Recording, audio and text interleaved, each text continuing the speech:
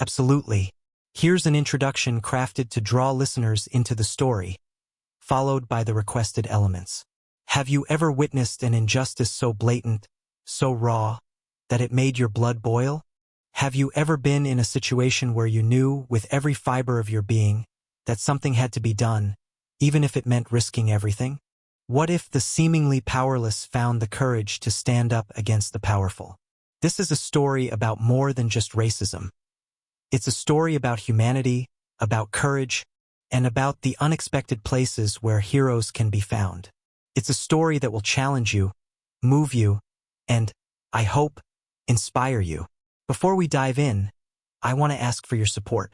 If you enjoy stories that shine a light on truth and inspire change, please consider subscribing to our channel and hitting the notification bell.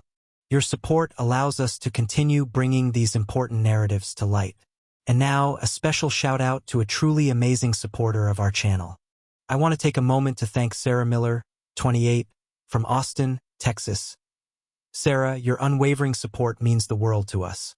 Thank you for believing in the power of storytelling to make a difference. Now let's begin. White man mocks black CEO mid-flight. The captain turned the plane around. The Boeing 737 roared down the runway, a metal bird eager to escape the Orlando heat. Inside, the atmosphere was a mix of anticipation and weary, travel-induced exhaustion.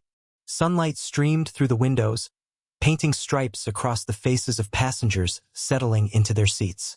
Among them was Marcus Hayes, the newly appointed CEO of a tech startup that was making waves in Silicon Valley.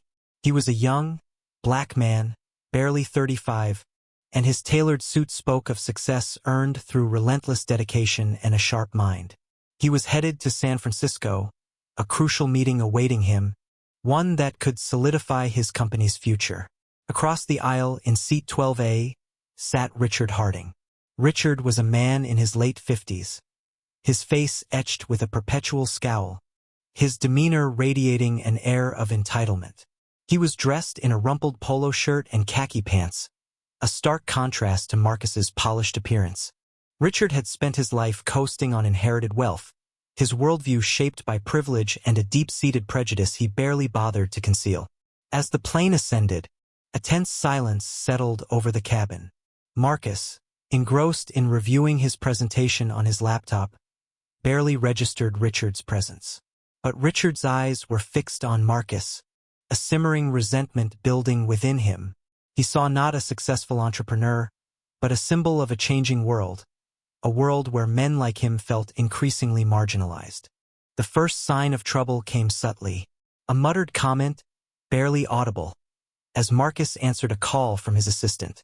"Must be nice to have people working for you," Richard sneered, his voice laced with venom. Marcus, taken aback, simply nodded politely and turned back to his work, dismissing the comment as the product of a grumpy traveler. He was used to microaggressions, the subtle jabs that came with navigating a world that wasn't always welcoming to black men in positions of power. He had learned to ignore them, to focus on his goals, to rise above the negativity. But Richard wasn't done. As the flight progressed, his comments became bolder, more pointed. He began to mimic Marcus's speech, exaggerating his pronunciation and mocking his gestures. "Look at me. I'm a big shot CEO," he sneered, loud enough for the passengers around them to hear. "Flying high, living the dream. Bet you didn't earn it yourself."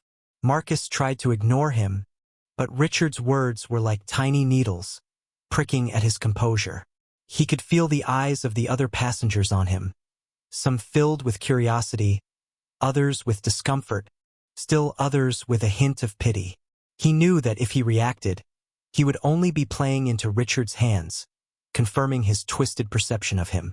But the constant barrage of insults was starting to wear him down. Then Richard crossed a line. As the flight attendant served drinks, Richard loudly proclaimed, "I'll bet he's only here because of affirmative action. Probably can't even read a balance sheet." That was it. Something inside Marcus snapped.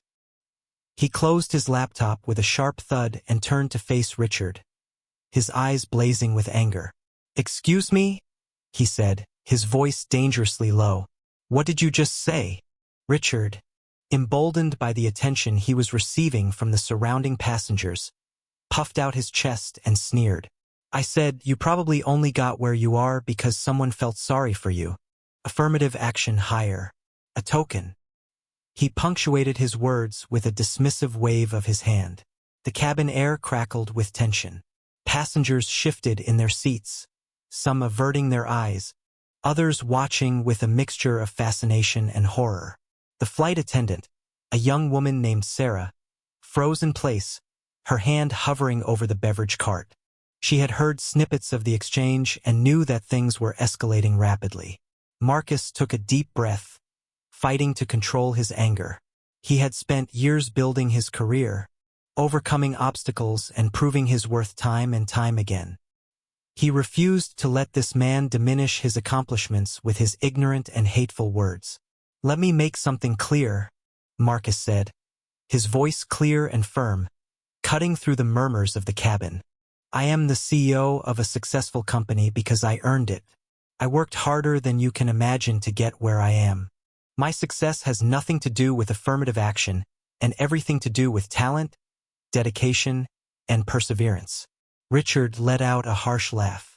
Oh, I'm sure you tell yourself that. But deep down, you know the truth. You're just another beneficiary of the victim mentality. That was the final straw. Marcus stood up, towering over Richard. You know nothing about me, he said, his voice trembling with barely suppressed rage. You don't know my story, you don't know my struggles, and you have no right to judge me. He leaned closer, his eyes locking with Richard's. I am proud of who I am, and I am proud of what I have accomplished. And I will not stand here and let you spew your racist garbage at me. Richard, momentarily taken aback by Marcus's intensity, recoiled slightly, but he quickly recovered, a sneer returning to his face. Racist? Oh, so now I'm a racist? That's the only card you people know how to play, isn't it? When you can't defend your own incompetence, you just cry racism. Before Marcus could respond, Sarah, the flight attendant, stepped forward. Sir, she said, addressing Richard, I'm going to have to ask you to calm down. Your behavior is disturbing the other passengers. Richard glared at her. Mind your own business, honey. This doesn't concern you. Actually, sir, it does, Sarah said, her voice firm. It is my responsibility to ensure the safety and comfort of all passengers on this flight, and your behavior is creating a hostile environment. Richard scoffed. A hostile environment? Give me a break. He's the one who's being hostile. He's threatening me. Marcus shook his head. I haven't threatened anyone. I'm simply defending myself against your unwarranted and offensive attacks. The argument continued to escalate, drawing the attention of more and more passengers. Some were whispering amongst themselves, others were openly staring. The pilot, Captain Johnson, was alerted to the situation in the cockpit. He listened intently as the co-pilot relayed the details of the escalating conflict. Captain Johnson was a seasoned pilot, a man of integrity and fairness. He had seen his share of unruly passengers, but this situation felt different. This wasn't just a case of drunken bickering. This was something far more insidious. Captain Johnson listened, his brow furrowed. He knew that he had a responsibility to maintain order on his aircraft, but he also felt a deep sense of unease about the situation. He couldn't ignore the reports of racist remarks. He had a zero-tolerance policy for discrimination of any kind. He thought about his own daughter, Maya, who was about Marcus's age and working hard to build her own career. He imagined what it must feel like to be subjected to such blatant prejudice. All right, he said to the co-pilot. I'm going to go back there and assess the situation myself. Prepare for a possible course correction.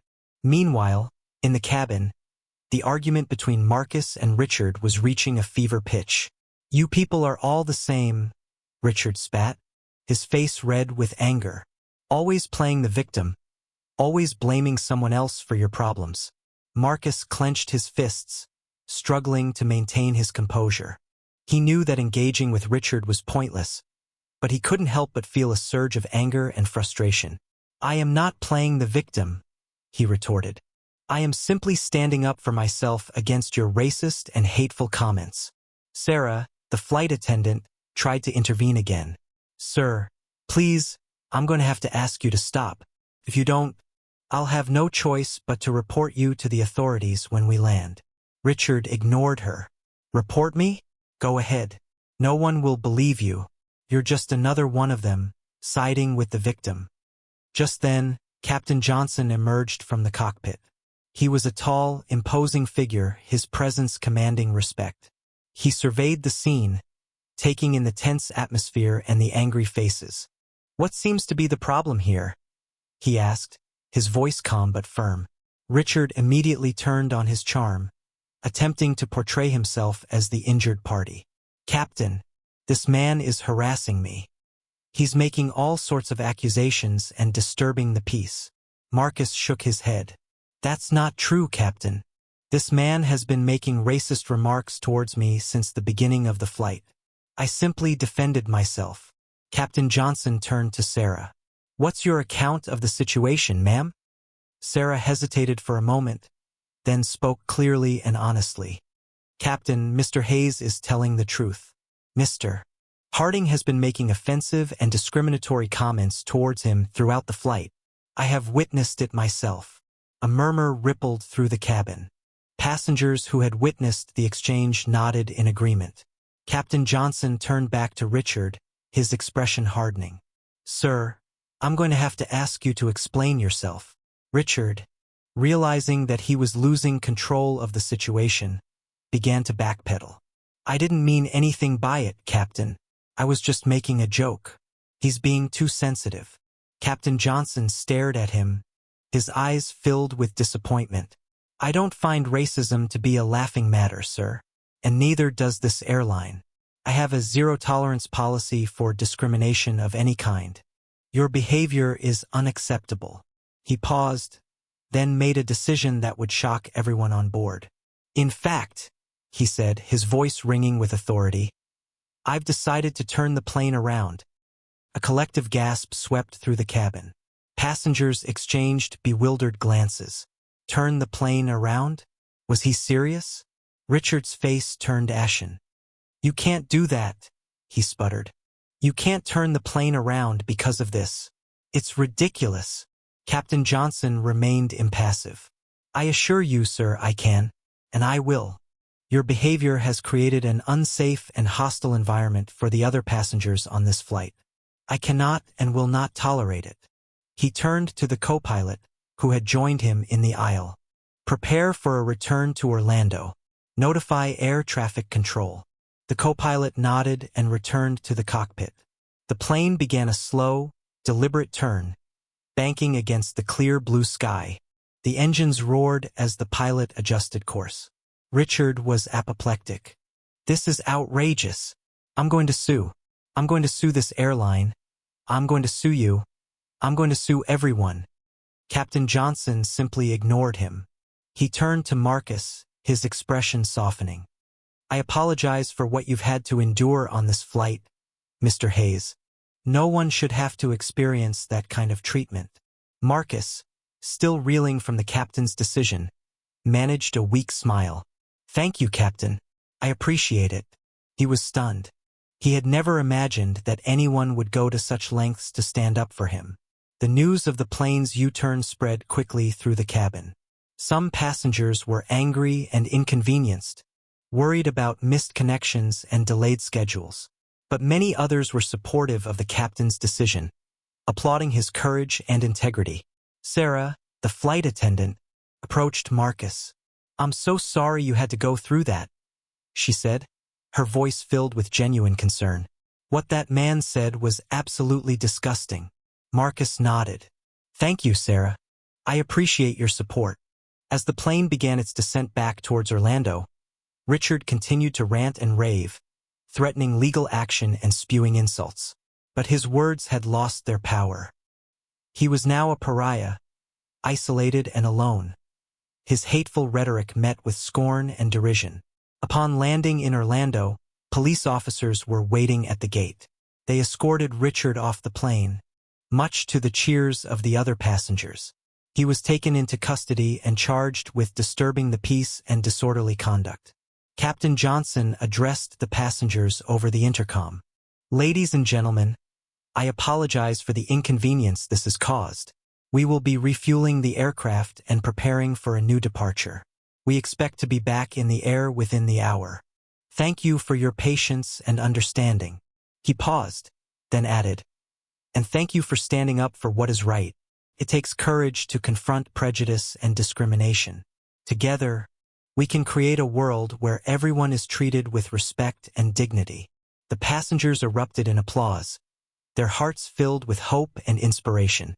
Captain Johnson's actions had sent a powerful message that racism would not be tolerated and that justice could prevail even in the most unexpected of circumstances. Marcus, still processing everything that had happened, felt a surge of gratitude and admiration for the captain. He knew that Captain Johnson had risked his career and reputation to stand up for what he believed in. It was a selfless act of courage that he would never forget. As the passengers disembarked to stretch their legs and grab a quick bite, Marcus found himself surrounded by well-wishers. People wanted to shake his hand, offer words of encouragement, and express their disgust at Richard's behavior. He was overwhelmed by the outpouring of support. One elderly woman, her eyes twinkling with admiration, approached him. "Young man," she said, "I just wanted to tell you how proud I am of you. You handled yourself with such grace and dignity. Don't let anyone ever tell you that you don't belong." A young couple, holding hands, thanked him for standing up to racism. "It's important for people like you to speak out," the young man said. "You're an inspiration to us all." Marcus was deeply moved by their words. He realized that his experience on the plane had resonated with people on a profound level. It was a reminder that the fight against racism was far from over, but that there were still good people in the world who were willing to stand up for what is right. He spotted Captain Johnson standing near the gate, talking to a ground crew member. He walked over to him, his heart filled with gratitude. "Captain," he said, extending his hand, "I just wanted to thank you again for what you did. I don't know what to say. You didn't have to do that." Captain Johnson smiled warmly. "It was my pleasure, Mr. Hayes. I did what I thought was right. No one should be subjected to that kind of treatment. And I certainly wasn't going to let it happen on my plane." He paused, then added, "Besides, I have a daughter about your age. I would hope that someone would do the same for her if she were ever in a similar situation." Marcus nodded, understanding dawning in his eyes. "You're a good man, Captain," he said sincerely. "Just doing my job," Captain Johnson replied modestly. As the passengers reboarded the plane, the atmosphere was noticeably different. There was a sense of camaraderie and solidarity among them, a shared understanding that they had witnessed something extraordinary. The flight to San Francisco was uneventful. Marcus used the time to catch up on work and reflect on the events of the past few hours.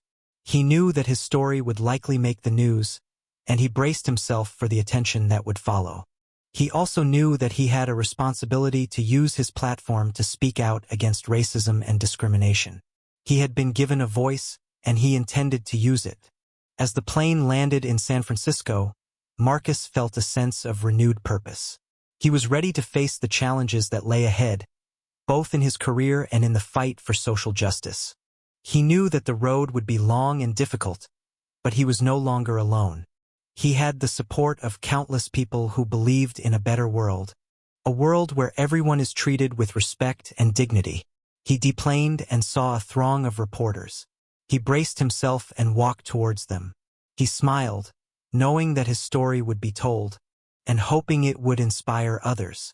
The media frenzy that greeted Marcus at San Francisco International Airport was overwhelming. A sea of reporters, cameras flashing, microphones thrust forward, all eager to capture his story. He took a deep breath, adjusted his tie, and prepared to face the barrage of questions. "Mr. Hayes, how do you feel about what happened on the plane? Mr. Hayes, what do you think should happen to the man who made those racist remarks? Mr. Hayes, do you think this incident highlights a larger problem with racism in America?" Marcus answered each question thoughtfully and deliberately, choosing his words carefully. He spoke about the pain and humiliation he had experienced, but he also emphasized the importance of forgiveness and understanding. He condemned Richard's behavior, but he also expressed hope that he would learn from his mistakes. This incident was a reminder that racism is still a very real problem in our society, Marcus said. But it also showed me that there are many good people who are willing to stand up against it. We need to continue to have these conversations, to challenge prejudice and discrimination wherever we find it, and to work towards a more just and equitable society for all. He also made sure to praise Captain Johnson for his courage and integrity. Captain Johnson is a true hero, he said. He risked his career to do what was right. We need more people like him in this world. The media coverage of the incident was extensive, dominating headlines across the country. The story sparked a national conversation about race, privilege, and the responsibility of individuals to confront prejudice. Many people praised Captain Johnson for his actions, calling him a role model and a symbol of hope. Others criticized him for overreacting, arguing that he should have simply dealt with the situation discreetly. The airline, initially hesitant to take a public stance, eventually issued a statement supporting Captain Johnson's decision. They reiterated their zero-tolerance policy for discrimination and pledged to take steps to ensure that all passengers were treated with respect and dignity. Richard Harding, meanwhile, became a pariah. He was ostracized by his friends and family, and his business ventures suffered. He issued a public apology, claiming that his remarks had been taken out of context and that he was not a racist. But few people believed him. Marcus, despite the media attention, tried to focus on his work. He had a company to run, and his employees were counting on him. He knew that he couldn't let the incident on the plane derail his career. However, he also felt a sense of responsibility to use his platform to advocate for social justice. He began speaking at conferences and events, sharing his story and urging others to take action against racism and discrimination. He also started a foundation to support minority entrepreneurs and provide educational opportunities for underprivileged youth. He wanted to create a world where everyone had the chance to succeed, regardless of their race or background. One evening, a few weeks after the incident, Marcus received a phone call from Captain Johnson. "Mr. Hayes," the captain said, "I just wanted to check in and see how you're doing." "I'm doing well, Captain," Marcus replied. "Thank you for asking. And thank you again for everything you did." "It was my pleasure," Captain Johnson said. "I'm glad I could help. And I'm proud of you for using your voice to make a difference." "I'm just trying to do my part," Marcus said. "But I couldn't have done it without you." The two men spoke for a few more minutes, sharing their thoughts and feelings about the events of the past few weeks. As they hung up the phone, Marcus felt a sense of hope and optimism. He knew that the fight against racism was far from over, but he also knew that progress was possible. And he was determined to be a part of it. Months passed. Marcus's company continued to thrive, and his foundation made a significant impact in the lives of countless young people. He became a sought-after speaker, sharing his story and inspiring audiences around the world. He even wrote a book about his experiences, which became a bestseller. He stayed in touch with Captain Johnson, the two men forging a strong bond of friendship and mutual respect. They would often talk on the phone, discussing their lives, their families, and their hopes for the future. One day, Marcus received an invitation to attend an awards ceremony honoring Captain Johnson for his courage and integrity. The ceremony was to be held in Orlando, the city where it all began. Marcus immediately accepted the invitation. He wouldn't miss it for the world. When Marcus arrived in Orlando, he felt a sense of nostalgia. He remembered the anxiety and anger he had felt on that fateful flight, but he also remembered the hope and inspiration that had followed. He met Captain Johnson at the hotel where the ceremony was being held. The two men embraced warmly, their smiles reflecting the genuine affection they felt for each other. "It's good to see you, Marcus," Captain Johnson said. "It's been too long." "It's good to see you too, Captain," Marcus replied. I'm so proud of you. You deserve this award more than anyone I know. The awards ceremony was a grand affair. Many dignitaries and celebrities were in attendance, all eager to honor Captain Johnson. Marcus sat in the front row, his heart swelling with pride as he watched his friend receive the award. In his acceptance speech, Captain Johnson spoke about the importance of standing up for what is right, even when it is difficult. He recounted the events of that fateful flight and reiterated his commitment to fighting against racism and discrimination. We all have a responsibility to create a better world, Captain Johnson said. We can start by treating each other with respect and dignity, regardless of our race, religion, or background. And we must never be afraid to speak out against injustice, even when it means risking our own comfort or security. The audience erupted in applause, their hearts touched by Captain Johnson's words. Marcus felt a tear roll down his cheek. He knew that Captain Johnson's message would resonate with people around the world, inspiring them to take action and make a difference. After the ceremony, Marcus and Captain Johnson went out for dinner together. They talked for hours, reminiscing about the events of the past year and sharing their dreams for the future. As they said goodbye, Marcus felt a sense of profound gratitude. He had learned so much from Captain Johnson, not only about courage and integrity, but also about the power of human connection. He knew that their friendship would last a lifetime, and that together, they would continue to work towards a more just and equitable world. Back in San Francisco, Marcus received a letter. It was from Richard Harding. He almost threw it away, but curiosity got the better of him. He opened it and began to read. The letter from Richard Harding was surprisingly contrite. The handwriting was shaky, almost as if the man had been struggling to put his thoughts onto paper. Marcus read it with a mixture of skepticism and morbid curiosity. Mr. Hayes, the letter began, I know you have no reason to believe anything I say, but I felt compelled to reach out to you. What happened on that plane was the worst mistake of my life. I acted out of ignorance and prejudice, and I deeply regret the pain I caused you. Marcus paused, his brow furrowed. Could this be genuine, or was it just another attempt to manipulate him? The letter continued, I have spent the past several months reflecting on my behavior and trying to understand the roots of my prejudice. I have been reading books, attending workshops, and talking to people from different backgrounds. It has been a painful but necessary process.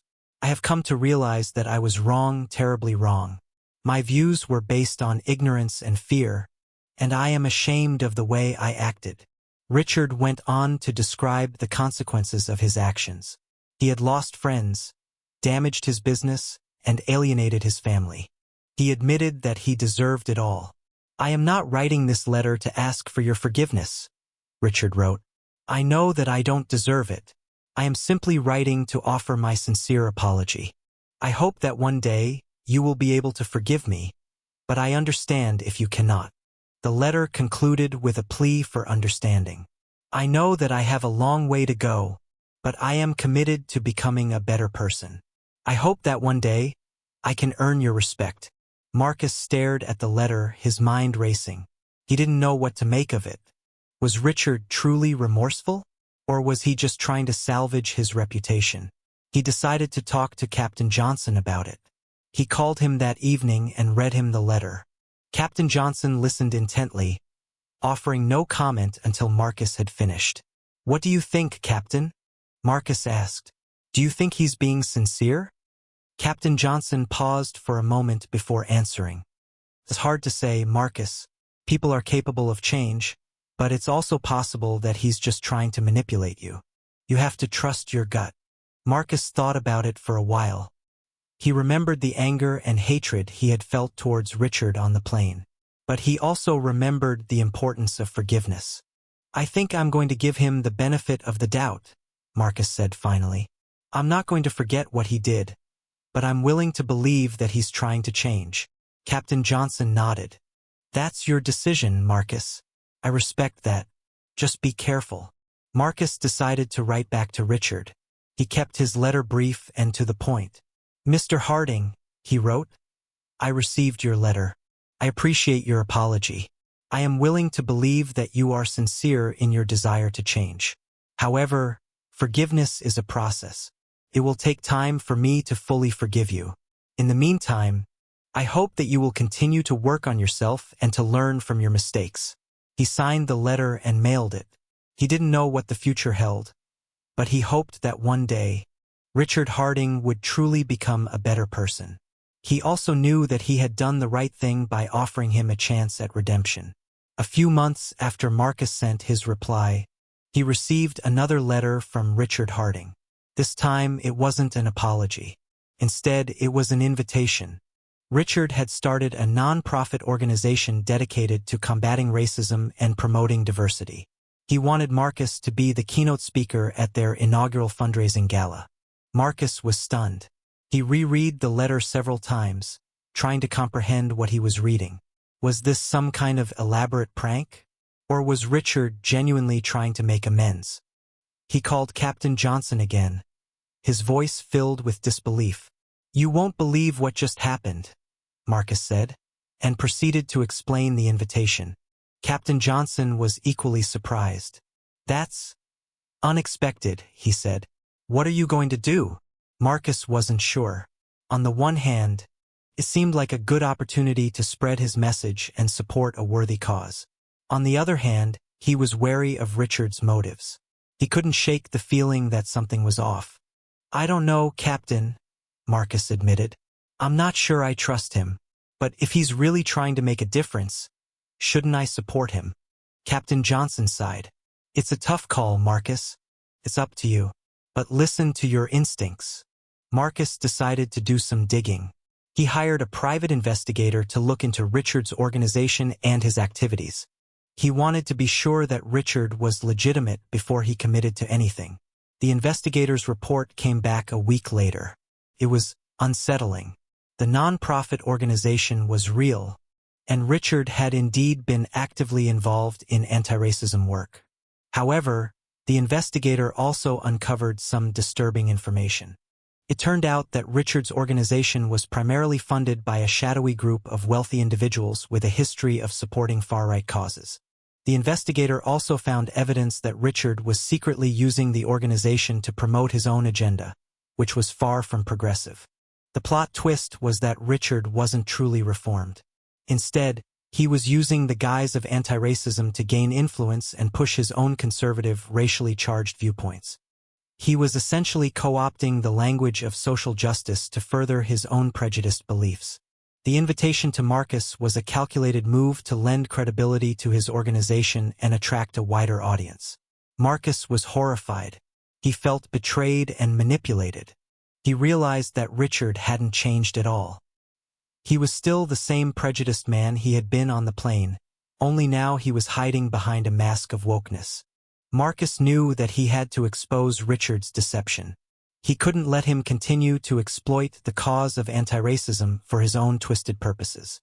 But how? He decided to call a press conference. He would reveal everything he knew about Richard Harding and his organization. He would expose his lies and warn the public about his dangerous agenda. He knew it would be a risky move, but he couldn't stand by and watch Richard Harding continue to deceive people. The time to act was now. The press conference was packed. News outlets from around the globe were present, eager to hear what Marcus Hayes had to say. The air crackled with anticipation. Marcus stood at the podium, his face resolute, his voice steady. He began by recounting the events of the flight, reminding everyone of Richard Harding's blatant racism. Then, he revealed the shocking truth about Richard's nonprofit organization. He presented the evidence he had gathered, exposing the shadowy funding and Richard's hidden agenda. He spoke with passion and conviction, his words resonating with the audience. "Richard Harding is not a changed man," Marcus declared. "He is a wolf in sheep's clothing, using the language of anti-racism to promote his own prejudiced views. We cannot allow him to exploit the cause of social justice for his own selfish purposes. We must expose him for who he truly is." The reporters fired questions at Marcus, their pens scribbling furiously. He answered each question honestly and thoroughly, providing further details and evidence to support his claims. The fallout was immediate and devastating for Richard Harding. His organization was exposed as a fraud, and his reputation was shattered beyond repair. The wealthy donors who had been funding him quickly withdrew their support, and his organization crumbled. He was ostracized by society, his name becoming synonymous with deceit and hypocrisy. Richard tried to defend himself, claiming that Marcus was lying and that his organization was doing good work. But no one believed him. The evidence was overwhelming, and his credibility was gone. In the end, Richard Harding disappeared from public life, his dreams of influence and power reduced to ashes. He became a cautionary tale, a reminder of the dangers of prejudice and the importance of authenticity. Marcus, on the other hand, emerged as an even stronger advocate for social justice. He continued to speak out against racism and discrimination, using his platform to inspire change and empower others. His foundation flourished, providing opportunities for countless young people to achieve their dreams. He remained close friends with Captain Johnson, the two men continuing to support each other and work towards a better world. Years later, Marcus received a letter from an anonymous source. The letter contained a single sentence. "He's finally starting to understand." Marcus didn't know who sent the letter, but he suspected it was someone close to Richard Harding. He hoped that it was true, that Richard had finally come to terms with his past and was genuinely trying to make amends. But even if Richard never truly changed, Marcus knew that he had done the right thing. He had stood up to injustice, exposed the truth, and inspired others to do the same. He had turned a moment of hate into an opportunity for hope and healing. The story of the flight that turned around became a symbol of courage, resilience, and the power of human connection. It was a reminder that even in the face of prejudice and discrimination, we can choose to stand up for what is right and create a world where everyone is treated with respect and dignity. And that, in the end, is a victory worth fighting for.